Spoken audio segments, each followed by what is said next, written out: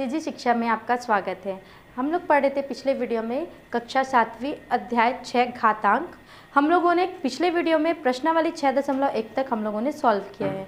आगे हम लोग पढ़ेंगे कुछ टॉपिक्स, उसके बाद हम लोग प्रश्नावली 6.2 सॉल्व करेंगे। ठीक है, हम लोगों ने 3 नियमों का अध्ययन किया था। उसके आगे है 3 नियमों में हम लोगों ने क्या अध्ययन किया था कि योग क्या होता है घातों का, फिर अंतर क्या होता है, फिर गुणा कैसे होता है। अब हम लोग देखेंगे कि अब हम लोगों ने गुणा तक करना सीख गया। कैसे गुणा करते थे हम लोग, तो उसका नियम है घात की घात जब होती है ना, तो उसको क्या करते हैं, गुणा कर देते हैं। ठीक है, इसको क्या करेंगे, गुणा कर देते हैं। तो इस नियम के बाद हम लोग पढ़ेंगे आज प्राकृत संख्या में भाग भी तो होता होगा, तो उन संख्याओं का भाग कैसे होता होगा देखते हैं। जैसे अगर देखेंगे 2/5 और 2/3, तो इसमें क्या है, आधार सेम है ना, आधार सेम है, और क्या है, इनका जो घात है वो अलग अलग है। तो कैसे सॉल्व होगा,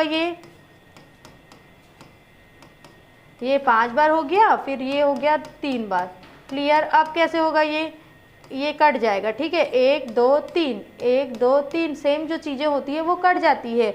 तो क्या हो गया आपका 2 × 2, तो 2 की घात 2 हो गया, है ना। 2 × 2 क्या हो जाएगा, 2 की घात 2 हो जाएगा। वैसे ही क्या करेंगे, अगर हम लोग 3 की घात 6 देखेंगे और 3 की घात 2 देखेंगे तो क्या लिखेंगे, 3 × 3 × 3 × 3 × 3 × 3, 6 बार 3 लिखेंगे और 3 × 2 लिखेंगे, 3 लिखेंगे, तो 1 2 बार कट गया और क्या आ गया, 3 × 3 × 3 × 3 आ गया। तो ये क्या हो गया, 3 की घात 4। इस टाइप का आ गया आपका आंसर, है ना। तो इसको बोलते हैं भाग का नियम। भाग का नियम क्या बोलता है कि यदि कोई भी संख्या का, कोई भी अगर हम लोग प्राकृत संख्या में अंश बटे हर में लिखते हैं, p/q के रूप में लिखते हैं, तो अगर उसका आधार अगर सेम होता है, अगर आधार सेम है तो उनके घातों का क्या हो जाएगा, आपस में अंतर निकालेंगे, घातों का आपस में अंतर निकालेंगे। जैसे कि अभी हम लोगों ने 2/5 2/3 में किया, 2 की घात 5/2 की घात 3 में अंतर निकाला हम लोगों ने। तो नियम नंबर 4 ये बोलता है कि यदि कोई भी संख्या में, जो कोई भी प्राकृत संख्या को अगर हम लोग भाग देते हैं, तो यदि उनके आधार सेम है और घातों में अंतर है तो क्या करेंगे, आधार को ले लेंगे और उसमें क्या करेंगे, जो घात होते हैं उनमें डायरेक्ट माइनस निकाल के हम लोग निकाल सकते हैं। जैसे कि अगर 2/5 है और 2/3 है तो हम लोग ये निकाल सकते हैं कि 5/3, तो आ गया 2 की घात 2। हम लोगों ने उस विधि से भी सॉल्व किया और इस विधि से भी हम लोग इस नियम में, रूल में हम लोग क्वेश्चन को रख के सॉल्व कर सकते हैं। फिर है नियम नंबर 5। नियम नंबर 5 ये बोलता है कि यदि कोई भी घात है, कोई भी प्राकृत संख्या है, उसका घात यदि 0 है तो उसका मान क्या आएगा, 1। कोई भी यदि प्राकृत संख्या है, कोई भी प्राकृत संख्या यदि उसका घात क्या है, 0 है, तो वो क्या हो जाएगा, उसका आंसर आ जाएगा 1। जस्ट लाइक 253, अगर इसका घात 0 है तो इसका मान आ जाएगा 1। ठीक है, 252 0 है तो आ जाएगा 1। क्लियर। नियम नंबर 5 क्या बोलता है, पता चल गया। अब नियम नंबर 6। नियम नंबर 6 बोलता है कि यदि कोई भी अंश बटा हर के रूप में दिया है या फिर कोई भी भाग की स्थिति में प्राकृत संख्या दिया हुआ है, तो उसको हमको हर को अंश में चेंज करना है या फिर अंश को हर में चेंज करना है। तो हम लोग क्या करेंगे, यदि अगर 1/, जैसे 1/, या फिर कोई भी कितने भी बट्टा में दिया, जैसे अगर 1/5 में 2 की -2 दिया है, अगर इसको हम लोग को हर में एक सेकेंड ना,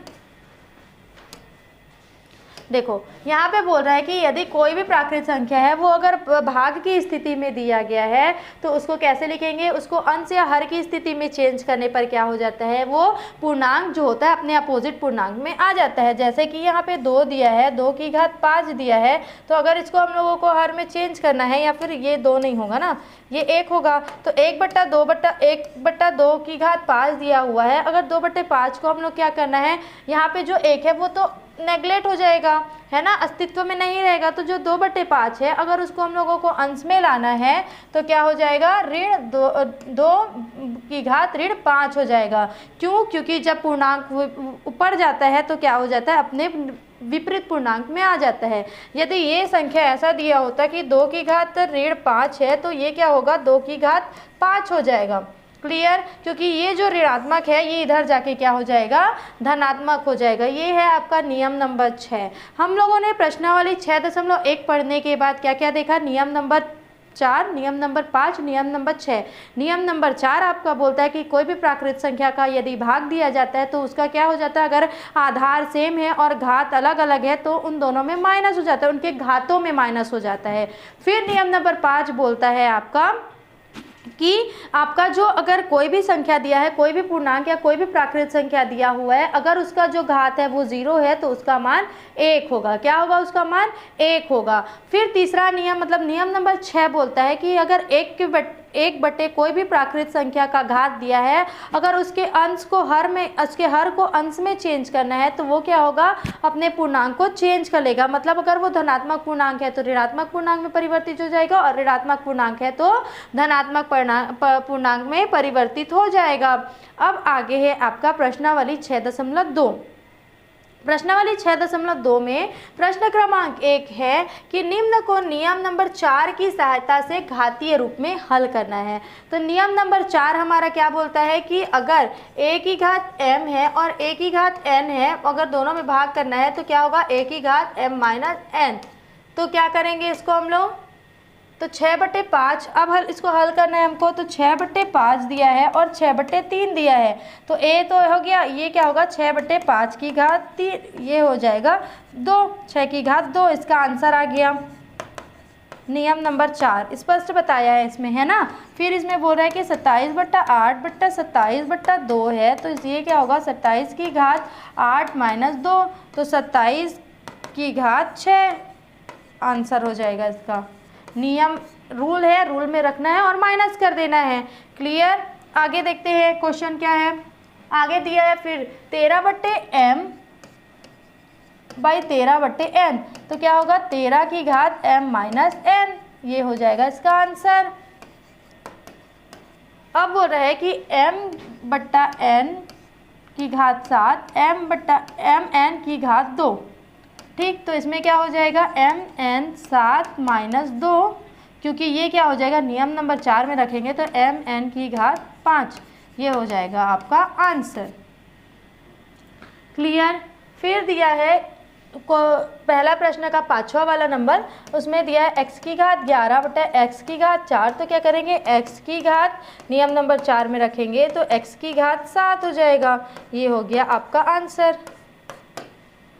घात को गुणा करना, योग करना, अंतर करना और भाग करना कितना आसान है। अगर हम लोगों को नियम याद होंगे, हमको रूल याद होगा, तो आप लोगों को 6 रूल याद होने चाहिए। अब बोल रहा है कि प्रश्न क्रमांक 2 निम्न को सिद्ध कीजिए। ये बोल रहा है कि 6 की घात 5/6 की घात 4 = 6 होगा कि नहीं होगा, देखते हैं। तो ये क्या है, आधार सेम है तो नियम नंबर 4 में रखते हैं, तो क्या बोले हैं, ये हो गया 6, तो ये हो गया 1, और 1 जो होता है वो नेग्लेक्टेबल होता है, तो क्या है 6 = 6, ये क्या है सिद्ध है, मतलब आंसर प्रूव्ड है ये। ठीक है।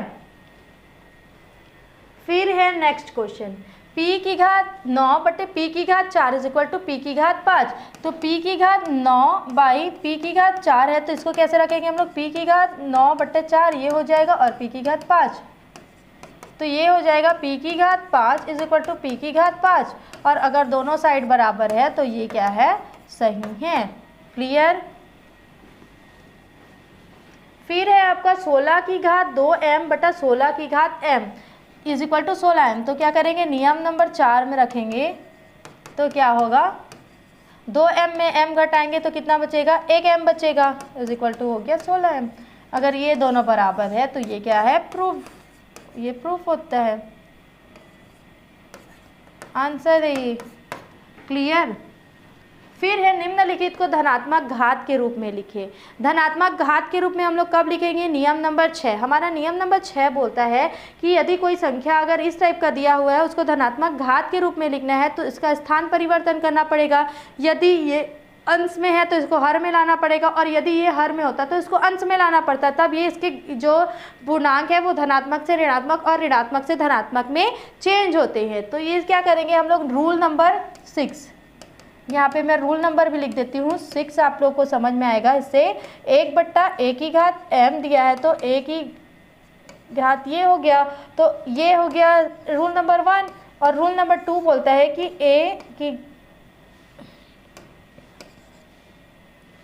a की घात -1 है तो इसको लिखेंगे a/am। तो यहाँ पे क्या होगा 1/12 की घात 3, ये हो जाएगा। रूल नंबर 6 में रखेंगे तो ये हो जाएगा 19 की घात 5।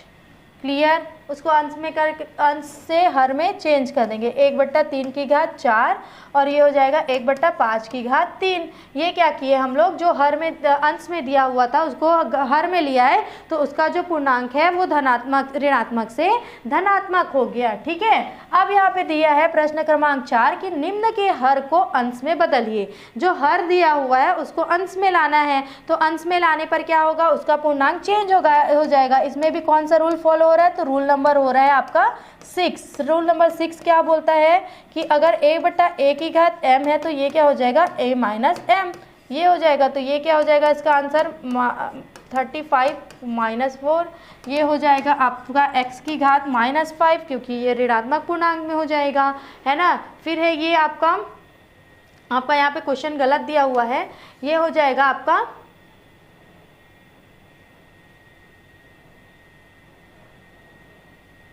अच्छा, इसमें एक और चीज़ दिया हुआ है। अगर हम लोग नेक्स्ट क्वेश्चन में जाते हैं तो ये बोल रहा है कि निम्न के अंश को क्या करना है, हर में चेंज करना है। जो अंश दिया हुआ है ना, ये जो अंश है आपका उसको क्या करना है, हर में चेंज करना है। तो हर में चेंज करने में क्या होगा, ये अगर अंश है उसको हर में चेंज करेंगे तो इसमें भी रूल नंबर 6 फॉलो होगा। तो ये क्या हो जाएगा 1/3 की घात 9 धनात्मक पूर्णांक में आ जाएगा, क्योंकि ये क्या हो गया, पूर्णांक चेंज कर लिया। ये जो हो जाएगा वो हो जाएगा b की घात m/a की घात -m। ये जो दिया है वो हो जाएगा p की घात p/8। ये हो गया आपका रूल नंबर 6। फिर है निम्नलिखित का मान निकालिए। निम्नलिखित का मान निकालना है तो इसमें हम लोग रूल नंबर 5 क्या बोलता है, यहाँ पे मैं लिखती हूँ रूल नंबर P0 का होता है 1। कोई भी संख्या है, अगर कोई भी संख्या दिया हुआ है, अगर उसका घात जो है वो 0 होता है तो उसका मान क्या आता है 1। तो यहाँ पे 273 की घात 0 दिया हुआ है तो क्या हो जाएगा, इसका आंसर 1। ठीक है, इसमें भी दिया है x की घात 5/x की घात 2, इसका जो घात है वो है 0, तो इसका भी मान आ गया आपका 1। क्या गया 1, 1। आपको सिर्फ रूल याद करने हैं, उसके बाद आपके घातांक के क्वेश्चंस आपके आसानी से सॉल्व हो जाएंगे। कोई भी प्रश्न होगा, यहाँ भी क्या दिया है, घात के रूप में 0, तो यहाँ भी आंसर हो जाएगा आपका 1। फिर दिया है प्रश्न क्रमांक 7, x का मान क्या होगा। ठीक है, x का मान निकालना है हमको, तो x का मान क्या होगा, देखिए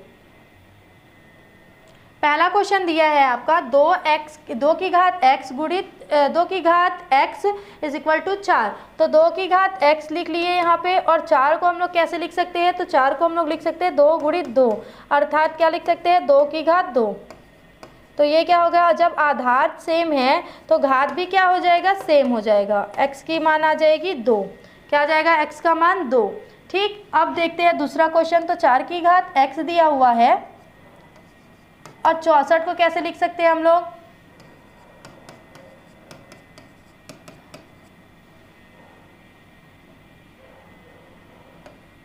एक सेकेंड, अगर हम लोग लिख सकते हैं 4 गुणित 4 इज इक्वल टू 16, ये भी नहीं लिख सकते इसका अगर हम लोग महत्तम लघुत्तम समाप्तक निकालते हैं, देखते हैं, देखो 2 तिया 6, 2 चौक 2 दूनी 4, 2 एकम 2, 2 छक्के 12, 2 अट्ठे 16, 2 चौक 8, 2 दूनी 4 और 2 एकम 2, 2 3 4 5 6। तो 2 की घात 6, ये नहीं कर सकते हम लोग को क्या करना है, हम लोगों को इसमें अगर x का मान ज्ञात करना है तो हम लोगों को सबसे पहले आधार को सेम करना होगा।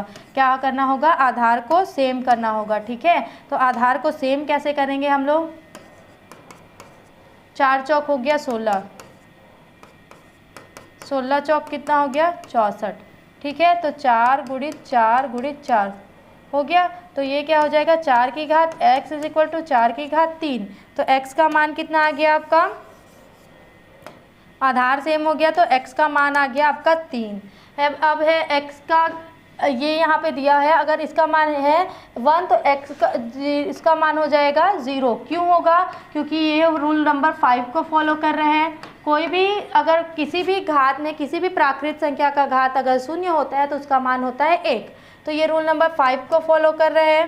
क्लियर? उसके बाद है आपका 3 की घात x इज इक्वल टू 1/3। तो क्या हो जाएगा? अगर इसको हम लोग पहले क्या करेंगे, जो घात में दिया है उसको हर में अंश में चेंज करेंगे।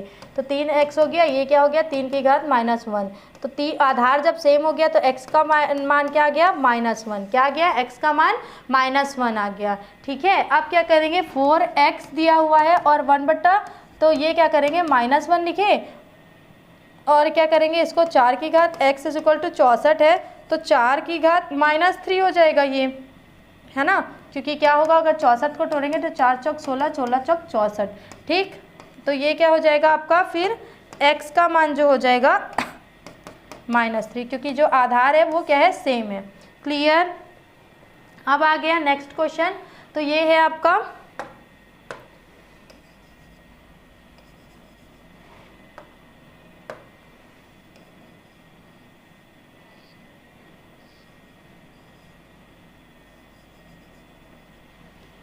तीन की घात 2x धन 4 इज इक्वल टू 243। ठीक है, तो ये क्या करेंगे हम लोग, इसमें 3 की घात 2x धन 4 लेंगे और इधर लेंगे 3 गुणित 3 गुणित 3 गुणित 3 गुणित 3। ठीक है, ये हो जाएगा आपका 3 की घात 5, ये हो गया 3 की घात 2x धन 4। समझ में आ गया? इतना कैसे हो गया? अगर 243 का हम लोग गुणनखंड निकालेंगे तो 3 की घात 5 आएगा और ये हो गया आपका। तो अब हो गया आधार सेम। अब आधार सेम के बाद देखना है हमको x का मान निकालना है। तो हम लोग क्या करेंगे, 3 में क्या करेंगे 5 है तो पहले क्या हो जाएगा, धन 5 है तो उधर जाके क्या हो जाएगा, ऋणात्मक 5 हो जाएगा। तो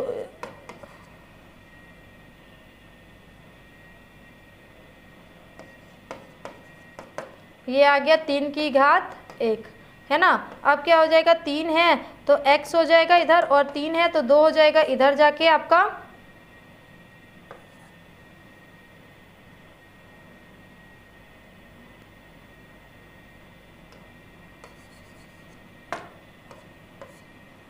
तीन का है इधर, इधर हो गया 2x हो गया। उसके बाद ये हो गया 3 की घात 1 हो गया। अब 3 की घात अगर 1 दिया हुआ है और इधर जाके 2 जो है वो गुणा हो जाएगा तो क्या हो जाएगा,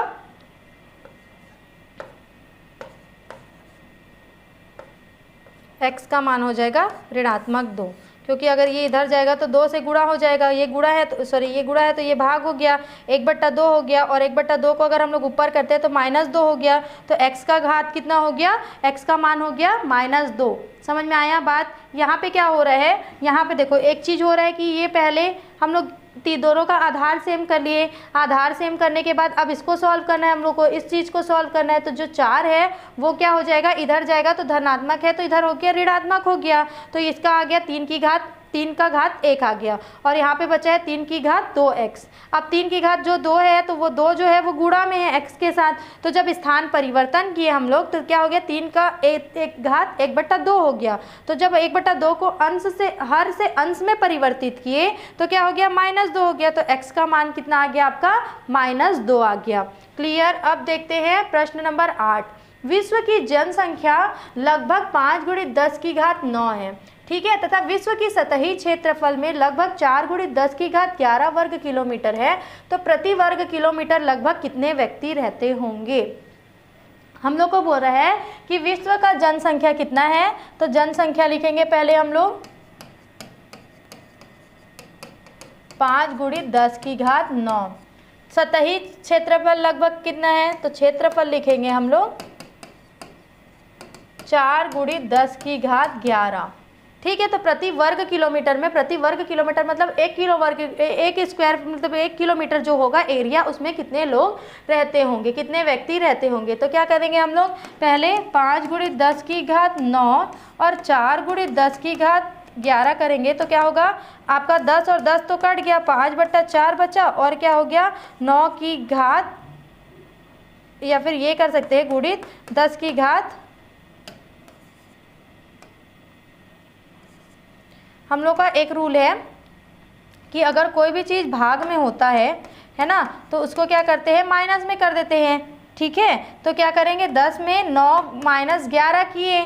ठीक, अब क्या आ गया, माइनस है तो ये यहाँ से अगर यहाँ सॉल्व करते हैं हम लोग तो 5/4 गुणित क्या हो जाएगा, 10 में -2 हो जाएगा, क्योंकि बड़ी संख्या क्या है, ऋणात्मक है। ठीक है, बड़ी संख्या क्या है, ऋणात्मक। तो अब क्या करेंगे, 5/4 को अगर हल करते हैं तो 1.25 × 10⁻², ये आएगा आपका आंसर। तो प्रति 1 किलोमीटर का जो वर्ग किलोमीटर में जो दूरी है उसमें कितने लोग रहते होंगे, लगभग 1.25 गुणित 10⁻² लोग रहते होंगे। इस प्रकार का ये क्वेश्चन जो है वो सॉल्व होगा। तो आप लोगों को इस पार्ट से नियम नंबर 1, नियम 2, नियम 3, नियम 4, नियम 5 और नियम 6 आपको कंठस्थ होने चाहिए, जिससे आपके घातांक के जो चैप्टर है, घातांक के जो लेसन हैं वो क्या हो जाएंगे, आपके कंप्लीट हो जाएंगे। ठीक है, और सारे क्वेश्चन जो है वो सॉल्व हो जाएंगे आसानी से। इसके आगे हमारा जो चैप्टर नंबर 6 है घातांक, वो यहीं पे ख़त्म होता है। सीजी शिक्षा में जुड़े रहने के लिए धन्यवाद। यदि कोई आपका इसमें से डाउट होगा तो आप डाउट क्लास में लाइव सेशन में आप पूछ सकते हैं क्वेश्चंस।